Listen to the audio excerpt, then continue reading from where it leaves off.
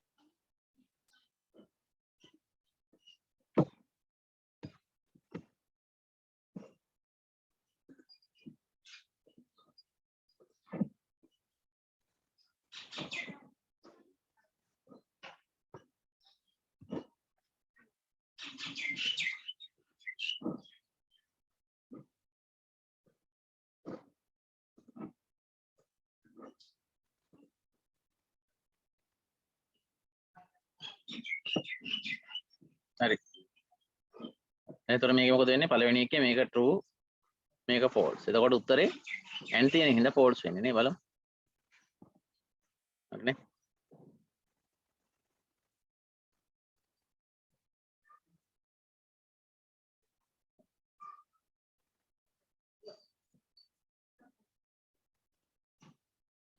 ඊළඟ එකේ 2 2ට සමානයි 5 3ට සමානයි. එතකොට මේක true මේක false. හැබැයි දෙකෙන් එකක් හරි true නම් අපි දන්නවා O එකේදී මොකද වෙන්න ඕන? උත්තරේ true වෙන්න ඕනේ.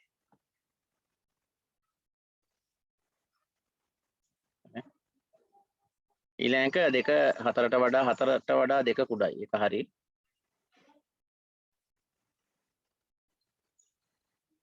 ඒක true. ඊළඟ 3 5ට වඩා කුඩාද? ඔව් නේ.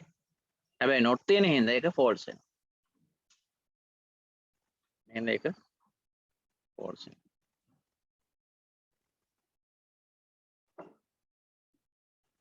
හරි. ඒ විදිහට අපිට උත්තර ආයන්න පුළුවන්. අන්තිම එකේ තේ වගේ 4 3ට සමාන නෑ. 4 කුඩායි 3 කියන එක false. හැබැයි not තියෙන හින්දා මොකද වෙන්නේ ඒක? තේරෙනවද අන්තිම එක? නේද මේක true වෙනවා. මේක true. මේක false. හැබැයි false එකේ not එක තියෙන හින්දා මේක ආපහු true වෙනවා. sorry මේක false නේ.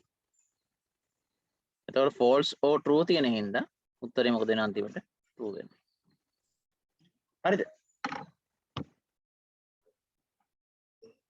ඔය විභාගෙදී අපිට රන් කරලා බලන්න වෙන්නේ නැහැ නේ. ඔය විදිහට තමයි බලන්න වෙන්නේ.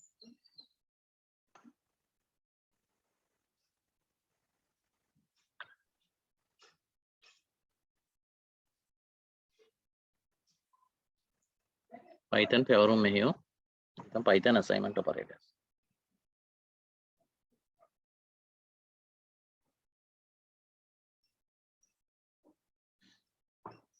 හරි ඒකත් අපි කෝඩින් එකට අරගෙනම බලමු.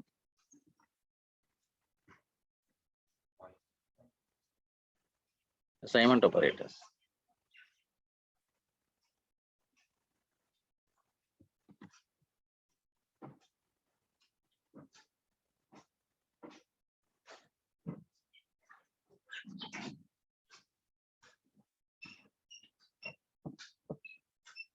හරි.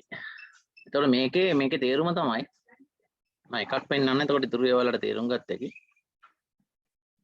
අපි ගත්තොත් x සමානයි x ධන 1 කියලා ලියන එක අපිට ලියුව හැකි x සමානයි x ධන 1. එතකොට මෙහෙම ගත්තොත් x සමානයි x වැඩි කිරීම x කියලා තිබුණා කියලා.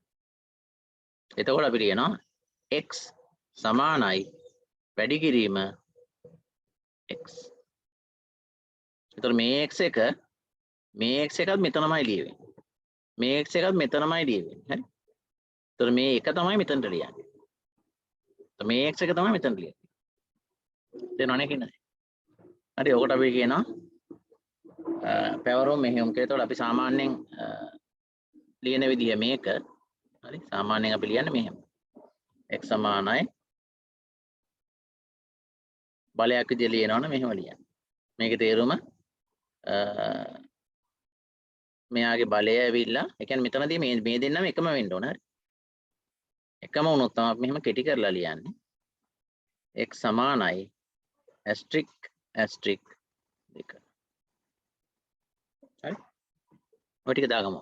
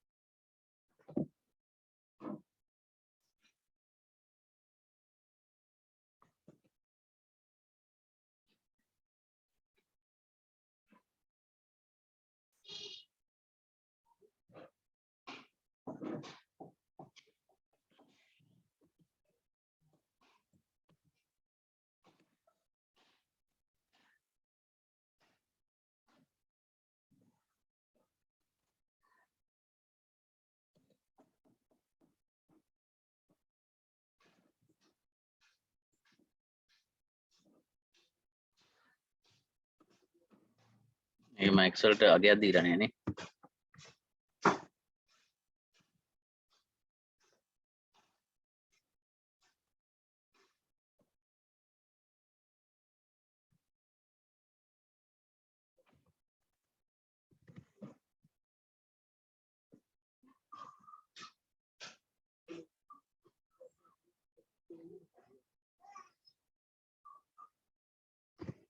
x වල මම 10 කියලා දෙනවා.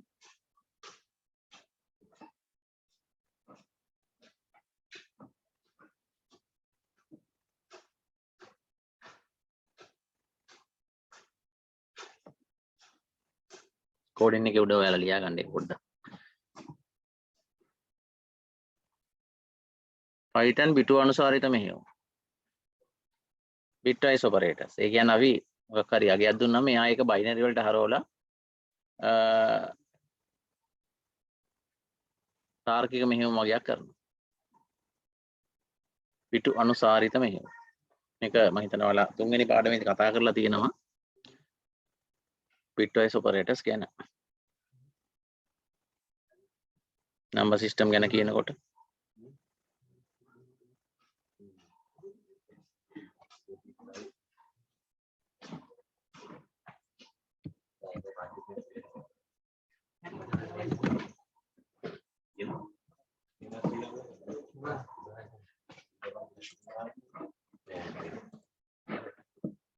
right. මේක ඒතකොට බලන්න මේක කතා කරලාම අපි රන් කරලා බලමු. පළවෙනි එක තියෙන x වලගේ 7. 7 එතකොට බයිනරි වලින් අපි ලියාගෙන බලමු. මොකද දැන් විභාගෙදී ඔයාලට හම්බුනොත් රන් කරලා බලන්න බෑනේ. එතකොට 4යි 32යි 16යි 8යි 4යි 2යි 7 කියන්නේ ඔකට. හරි. ඒතර print not text කියන්නේ not text කියන්නේ මේක අනිත් පැත්තට හරවන. එතකොට 1 1 1 1 1 0 0 0. ඒතර පළවෙනි bit එක හින්දා මේක ඇවිල්ලා මොකද වෙන්නේ ඍණ සංඛ්‍යාවක්. එහෙනම් මේක අපි ආපහු ones complement කරනවා. එතකොට මේක ආපහු අනිත් පැත්තට හරවනවා. ඊට පස්සේ එකක් එකතු කරනවා. එතකොට අපිට උත්තරයට එනවා ඕකේ එන්නේ. හරිනේ. එතකොට උත්තරේ එන්නේ කීයද? 8යි කියලා. හරි. එතකොට ඒකට 8 එන්නේ. පැහැදිලිද? එතකොට ඕනනම් කෙටිකමේ මතක නා ධන සංඛ්‍යාවක නොට් එක හරි. මොකක් හරි අපි ධන සංඛ්‍යාවක් අරගෙන ඒ ධන සංඛ්‍යාවට නොට් දැම්මොත් අපිට ඇත්තටම උත්තරේ හම්බෙන්නේ ඒක ඍණ වෙලා ඒ අගයට එකක් එකතු වෙනවා. තේරෙනවද කියපුදේ? ඒ කියන්නේ ඔයා දැන් අපි දුන්නොත් එහෙම 12 නොට් එක කියලා අපිට උත්තරේ හම්බෙන්නේ ඍණ 10. හරි ඔකම අනිත් පැත්තට ඍණ සංඛ්‍යාවක නොට් එක දුන්නොත් අපි හිතමු ඍණ 25 කියලා. එතකොට මේක උත්තරේ ධන වෙලා එකක් අඩු වෙලා ඉන්නේ උත්තරේ. හරි. ඒවා මතක තියෙනවා නම් MCQ වලදී ලේසි. හරි. එතකොට මේක කතා කරේ. ඊළඟට x and y. මම y වලටත් අගයක් ගත්තොත් ඉරියන්නම් මෙතනින් x සමානයි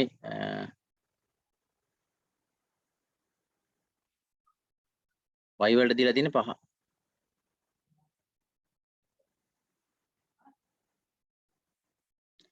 හරිනේ. හරි ඊට පස්සේ and operator දැම්මොත් මොකද වෙන්නේ? n කියලා කියන්නේ දෙන්නම එක තියෙන වෙලාවට එක වෙනවා. එතකොට අපිට උත්තරේ එන්න ඕනේ කීයද? 5. O එකේදී මොකද වෙන්න ඕනේ?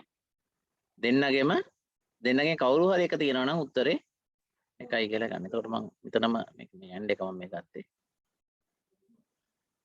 O එකේදී එන්න ඕනේ මොකද්ද උත්තරේ? මේ දෙන්නගෙන් කවුරු හරි එක නම් උත්තරේ එකයි. එහෙනම් මේක. ඒ කියන්නේ 7යි. ඊළඟ මේක තමයි XO එක. XO එකේදී කියන්නේ මොකද්ද? දෙන්න ಜಾති දෙකෙන් තියෙනවා නම් උත්තරේ එක වෙනවා නැත්නම් බින්ද. දෙන්නම එක නම් උත්තරේ මොකද වෙන්නේ? වෙන පාටකින් දාන්න.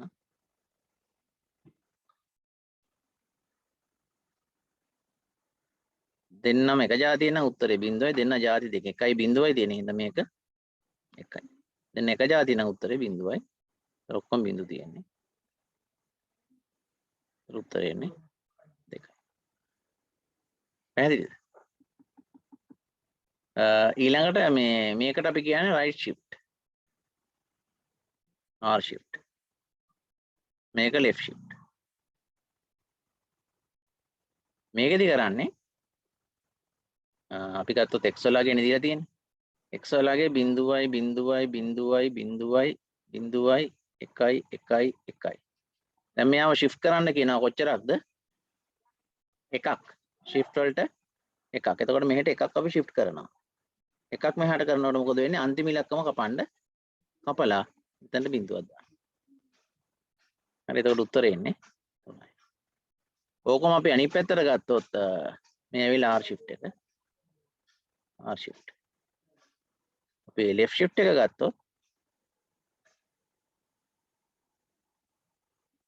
1යි 2යි 3යි 4යි.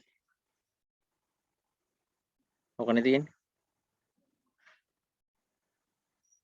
ඒකෙදී අපි shift කරන්නේ මේ පැත්තට. එතකොට මේ අග එක කපලා මෙතන බිඳුවක් දාන්න. හරිනේ. එතකොට උත්තරේ එන්නේ 14යි.